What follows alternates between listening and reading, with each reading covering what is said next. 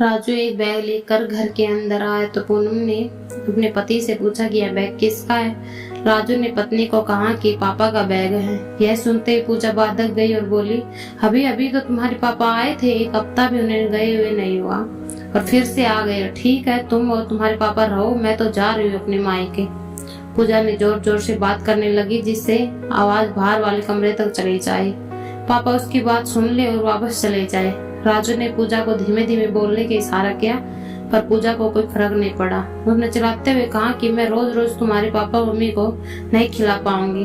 अगर तुमसे मिलने के लिए वो इतना बेकार रहते हैं तो तुम ही चले जाया करो उनके घर।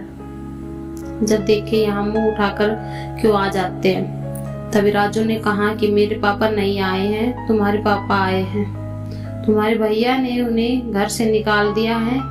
मुझे पता चला तो मुझे लगा कि अगर मेरे भैया मेरे पापा को इस तरह निकाल देंगे तो मुझे बहुत बुरा लगेगा। मेरे पापा को भी बहुत दुख हुआ होगा कि जिस बच्चे के लिए उन्होंने अपनी सारी खुशियां छोड़कर अपने बेटे की खुशी को ही अपनी खुशी माना, आज वो अपने पिता को 2 टाइम का खाना नहीं दे सकता। इसलिए मैंने तुम्हारे पापा को अपने साथ ले आया। बेचारे वो कहाँ भटकेंगे, उनके जो एक ही लड़का है। यह सुनकर पूजा के होश ही उड़ गए। मैं दौड़ते हुए बाहर गई। अब देर हो चुकी थी। पूजा के पापा ने सब बातें सुन ली थी। उन्हें बहुत दुख हुआ कि बेटी को उन्होंने ये क्या परवरिश दी थी।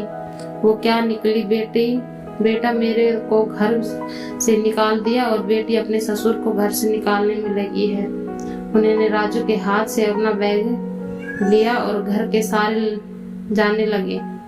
बेटी ने अपने पिता को बहुत रोका पर पिता नहीं रुके। तब पूजा को अपने बर्ताव और सोच पर बहुत शर्म आई। उसने अपनी गलती समझ आ गई। वो अपने ससुर के साथ करने की कोशिश कर रही थी। वही कर्म पूजा के भाभी ने पूजा के साथ पापा के साथ कर दिया। पूजा ने कसम खाई कि वह लोगों के इस सोच को बदलेगी। वह बेटी को बेटी के साथ साथ अच्छी बहू बनने की प्रेरणा देगी। तब उसने यह कहानी लिखी जो आप इस समय पढ़ रहे हैं। आइए हम इसके मिशन को आगे बढ़ाते हैं और इस कहानी को दूसरों के साथ शेयर करते हैं। Thank you.